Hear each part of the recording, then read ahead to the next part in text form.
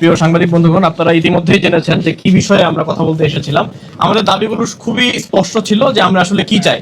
সারা দেশ দেখেছে যে শাহবাগ থানায় কারা মব তৈরি করেছে, কারা হামলা করেছে এবং সেটাতে নেতৃত্ব দিয়েছে কারা।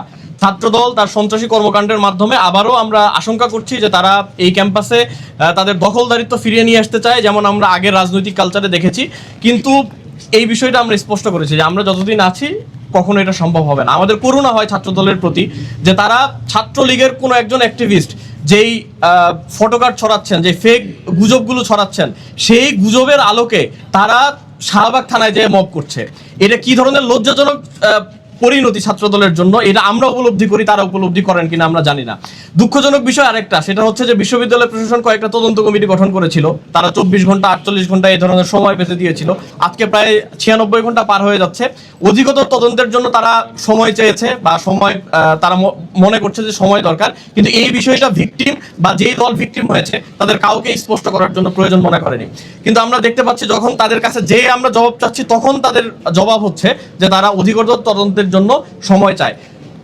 এই বিষয়টা আমরা আগেও দেখেছি যে দীর্ঘসূত্রিতা, যখন কোনো অভিযোগ করা হয় সেই অভিযোগের আলোকে কোনো সিদ্ধান্ত নেওয়া হয় না এবং অপরাধীরা ছাড়া পেয়ে যায়। আমরা এটা নিশ্চিত করবো ইনশাল্লাহ যে পরবর্তী সময়ে আর এই ধরনের কোনো ধরনের ঘটনা ঘটবে না, যদি আমরা এই সময়ে যারা এই হামলার সাথে জড়িত ছিল তাদের বিরুদ্ধে বিশ্ববিদ্যালয় প্রশাসন ব্যবস্থা গ্রহণ করে। এবং আমরা বিশ্ববিদ্যালয় প্রশাসনকে এই ব্যবস্থা গ্রহণ করার ক্ষেত্রে যেই ধরনের তথ্যগুলো লাগে, তারা অধিকতর তদন্তের জন্য আসলে কি খুঁজছেন আমরা জানি না। কারণ আপনারাও আশা করি উপস্থিত ছিলেন শাহবাগ থানায়, আপনারা নিজের চোখে দেখেছেন, আপনাদের মাধ্যমে সারা দেশবাসী দেখেছে।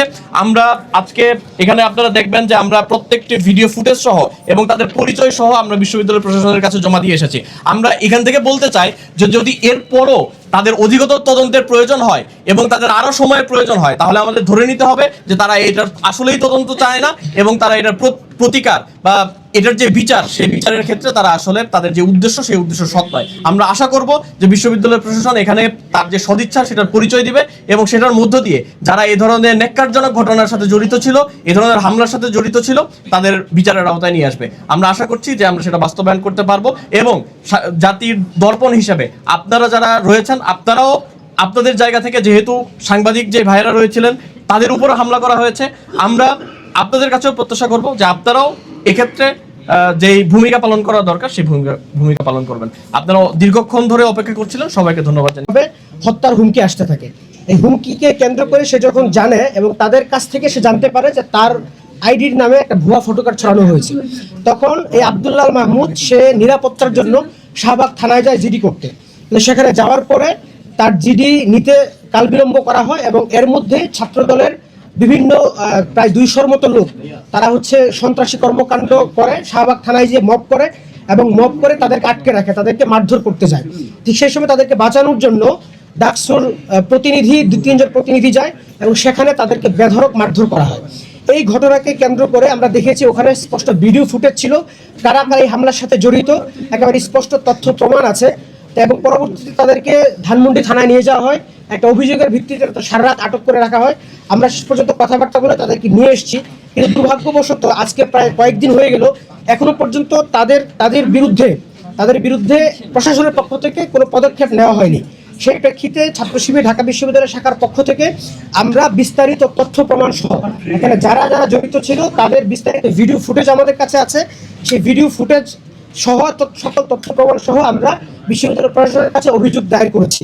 আমাদের যে স্পষ্ট দাবি, সেই দাবিগুলোর মধ্যে 1 নম্বর দাবি হচ্ছে উক্ত হামলার ঘটনা সুষ্ঠু ও নিরপেক্ষ তদন্ত করতে হবে।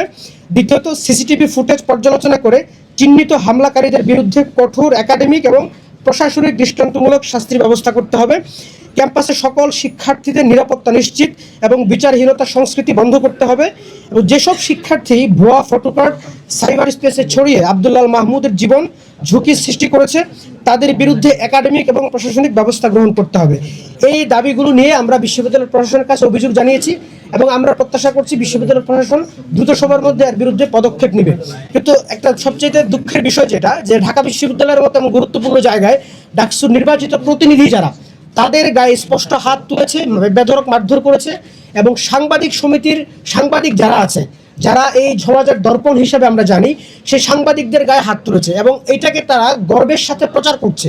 এটা প্রচণ্ড অ্যালার্মিং বিষয়। যদি এর বিরুদ্ধে যথাযথ পদক্ষেপ নেওয়া না হয়, তাহলে এটা সামগ্রিকভাবে পুরো শিক্ষা ব্যবস্থা, সকল শিক্ষার্থীদের জন্য ভয়ঙ্কর নিরাপত্তার হুমকি।